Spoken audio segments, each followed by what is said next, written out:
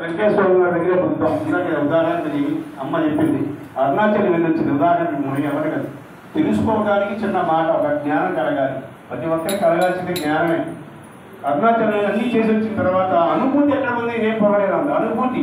అంటే నేను భగవంతుడితో ఉన్న యాత్ర గారు తిరిగి వచ్చాం, సరదాగా మనందరం కొంచెం కబుర్లు చెప్పుకొని వస్తాం, మిఠాయి చుట్టూ కారపూస తీసుకొని తిని వస్తాం, అంతే. అది అనుభూతి కాదు, భగవంతుడితో అనుభూతి పొందాలి.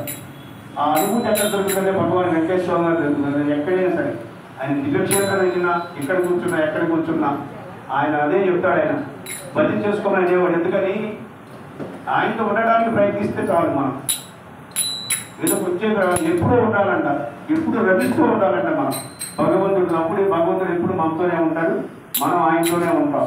అప్పుడు మనకేం కనపడతాయి, అనేకమైన తెలుస్తూ ఉంటాయి, జ్ఞానంతో అనేక విషయాలు తెలుస్తూ ఉంటాయి. అనేకమైన ఇబ్బందులు కలుగుతున్నప్పుడు అవన్నీ ఇలాగా మహానుభావుడు సృష్టిలో అన్నింటి పంపించగలిగిన వాళ్ళు అది ఏదో చెప్పుకుంటే ఎన్నో ఉంటాయి. కాబట్టి మనకి టైం లేదు కాబట్టి భక్తులు గుర్తుపెట్టుకోండి. వెంకటేశ్వర దగ్గరికి వచ్చే ప్రతి ఒక్కరే చెప్తారు, ఎవరైనా కానీ, మేమైనా కానీ, మీరైనా కానీ, ఇంకొకరైనా కానీ, ప్రతి ఒక్కరు బాగా గుర్తుపెట్టుకోండి. క్షణం వచ్చిపోవడం కాదు.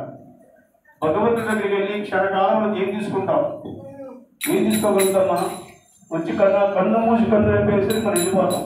ఈ కన్ను 2 సార్లు పైకి 2 సార్లు కిందకి వెళ్ళిపోతాం. ఎక్కడికి వెళ్ళిపోతున్నా మరి భక్తులకు వెళ్ళిపోతాం, భగవంతుడితో ఉన్నాం. మనం గుడికి వెళ్ళామని కాదు, కన్ను మూసి కన్ను పైకి వెళ్ళిపోతామంట. అందుకని ఎక్కువ టయాన్ని వాళ్ళకి గడపడానికి, అంటే నీ మనసు ఏకాగ్రత కుదిరే వరకు, నీ మనసు ఏకాగ్రతగా కుదరాలి. అంటే కుదురు. ఉదాహరణకి కొండలో నీళ్లు పోసి కింద పెడితే పడిపోతుంది, అందుకే కుదురు పెడతారు. అప్పుడు నిలబడి చక్కగా నిలబడుతుంది. మనం కూడా కుదురు రావాలంటారు. అంటే మనం కూర్చోవడానికి ప్రయత్నించాలి, మనసుని గట్టిగా పట్టుకొని భగవంతుడి దగ్గర పాదాల దగ్గర పెట్టడానికి ప్రయత్నించాలి. దానిగా సాధన అంటారు. ఎన్నో చెప్పుకోవచ్చు. కానీ సద్గురు వెంకటేశ్వర గారి దగ్గర 1-10 సార్లు వచ్చి అగ్నిగుండం చుట్టూ ప్రదర్శన చేసుకొని కొబ్బరికాయ వేసుకొని, ఎందుకంటే కొబ్బరికాయ ఎందుకేమన్నా మాగే 10 రూపాయల గురించి కాదు, వాడు ఇచ్చేది 10 రూపాయల, నేను డబ్బులు పోతున్నాను. కర్మరహితం వెంకటేశ్వర అంటేనే కర్మరహితం. జన్మలు చేసుకొస్తున్న అనేక జన్మల నుంచి మనం పుట్టుతూ వస్తున్న కర్మలు ఎన్నో ఉంటాయి, వాసనలు అంటాం వాటిని. ఇప్పుడు దానివల్లే మనం జీవిస్తూ ఉంటాం.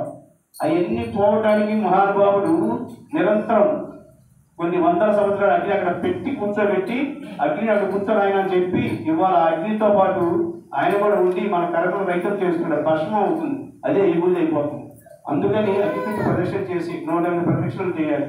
ఈ నామం ఓం నారాయణ ఆదినారాయణ అనుకుంటూ నామం చేస్తూ ఆయన ప్రదక్షిణ చేస్తూ ఆయన కూర్చొని గంటలు 2 సంకేతం వింటూ అన్నదానం చేయడానికి, అంటే దానపురం అలవాటు పట్టుకోండి.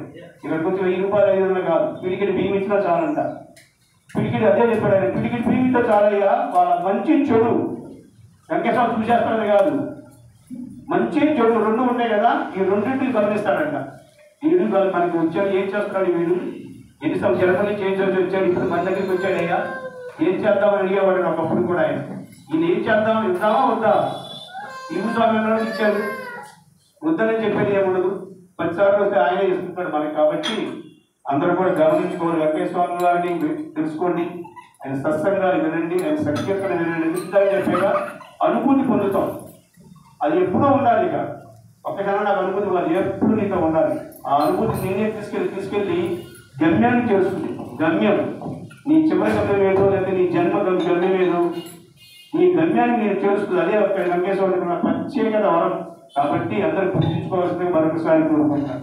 ఓం నారాయణ. కానీ